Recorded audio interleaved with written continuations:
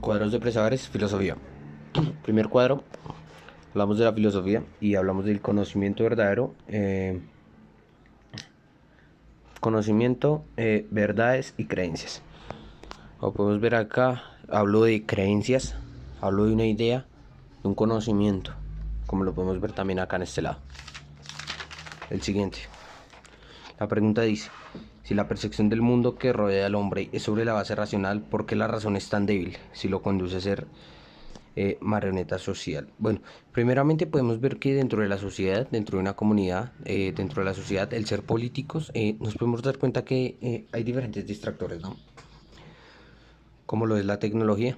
En mayor del caso son herramientas tecnológicas las cuales son como un arma de doble filo.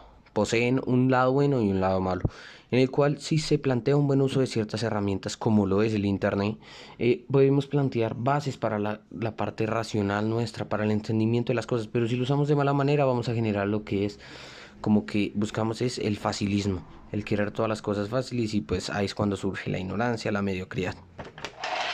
La siguiente es dibujo de la razón y sin razón. Primeramente, dibujo la razón, la parte del conocimiento por parte de los libros, el pensar, el cuestionarse sobre las cosas. Y la sin razón hablo del facilismo, del querer siempre estar durmiendo, del querer no hacer nada, como lo podemos ver ahí en el dibujo, un muñeco acostado.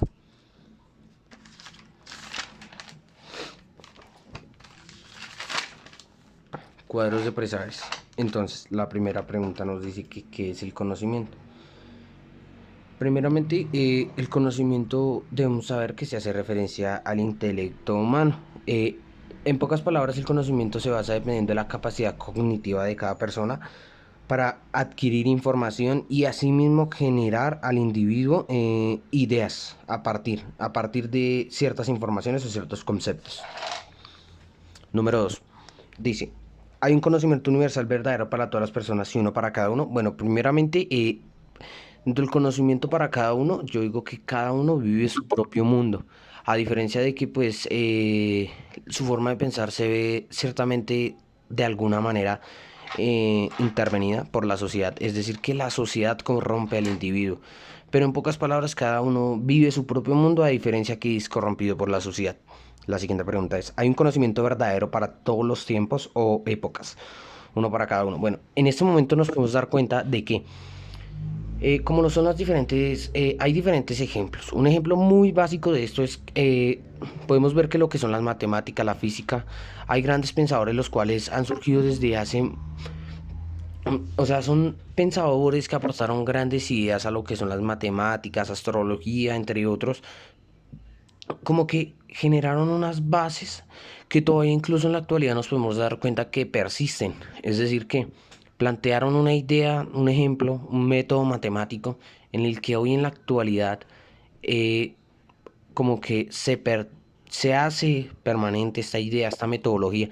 Es decir, que el concepto, es decir, que el conocimiento verdadero, como que yo digo que es para todos, ya que pues ellos plantean uno y pues de ahí de ese momento como que se empiezan a basar como lo son, ya lo he explicado anteriormente, matemáticas, física, entre otros. Y esto pues va dando origen a otras materias o a otras ramas, lo podríamos llamar de esta manera. Dice que cómo se adquiere el conocimiento. Primeramente, pues el conocimiento se adquiere, cada uno adquiere conocimiento es por interés propio. Es decir, el que quiere aprende y el que puede lo hace. Entonces, ¿a qué hago referencia a eso? A que como que, primeramente, entonces ya cuando hago que el que quiere aprender lo hace, entonces ahí es cuando hablamos de que el conocimiento es entendido por medio de la experiencia, el querer hacer, la experiencia es la que por la cual se adquiere la comprensión. Entonces ahí es cuando hablamos de la parte teórica o práctica del conocimiento. Y ya pues hay diferentes, se van generando bases para el entendimiento de las cosas, siempre y cuando basados en la realidad. Bueno, la siguiente pregunta dice, ¿es buena la autoridad en el ámbito del conocimiento?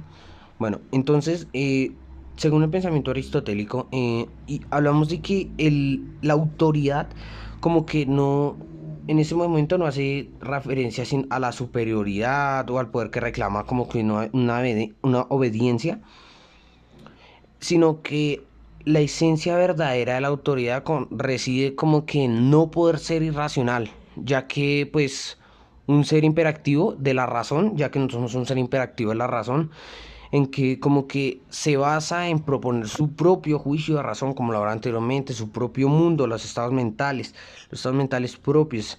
Es decir, que la autoridad se basa en como que reside en no ser irracional. La siguiente es, ¿la cantidad de personas puede ser un argumento válido para decir que un conocimiento es verdadero? Sí. ¿Por qué? Ya que, pues, cuando hacemos referencia a que bueno, la cantidad de personas dan origen a un argumento válido como para un conocimiento, pero entonces ese argumento, en ese momento podemos hablar de lo que es la validez en la epistemología.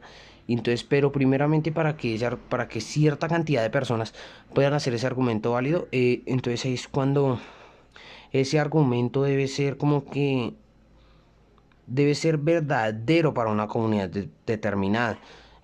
Como lo puede ser como un ejemplo es la religión, ya que pues ellos plantean un ser supremo fuera de un contexto social. ¿A qué hago referencia con eso? Un conjunto de personas plantean un Dios, plantean unas creencias, sin importar el afuera. La siguiente pregunta es, ¿qué diferencias hay entre conocimiento, dato e información e idea? Bueno, lo que es un dato, primeramente, como que son los, como que es un conocimiento, es como algo objetivo que sobre un hecho real. Más que todo es un conjunto, en pocas palabras, un dato es como, puede estar definido también como, se define mayormente como principalmente esto. Es una información concreta sobre hechos, elementos o que permite estudiar los hechos, analizarlos o conocerlos. La información como que son, es como que es como el mensaje normalmente bajo la forma de un documento.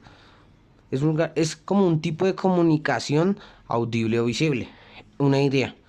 Una idea es definida también como se es definida ahora prácticamente es como poder que cada uno tenga la capacidad de solucionar incógnitas, de plantear información coherente a una problemática.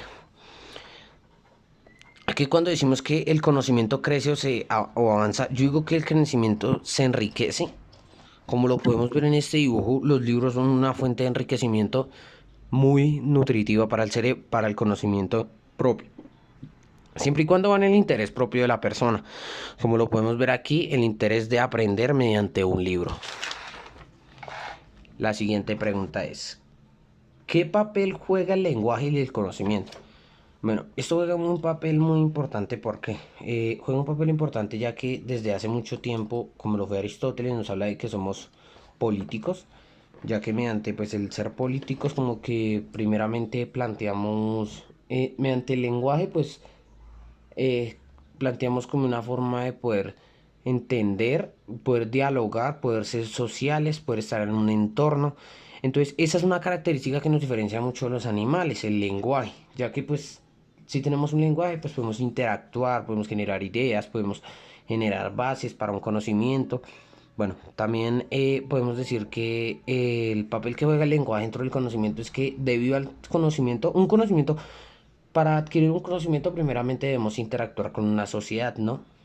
Ya que pues se deben compartir ideas, pues ya que no todos tenemos la misma perspectiva de las cosas, no todos pensamos de la misma manera, como le he nombrado anteriormente, cada uno vive su propio mundo.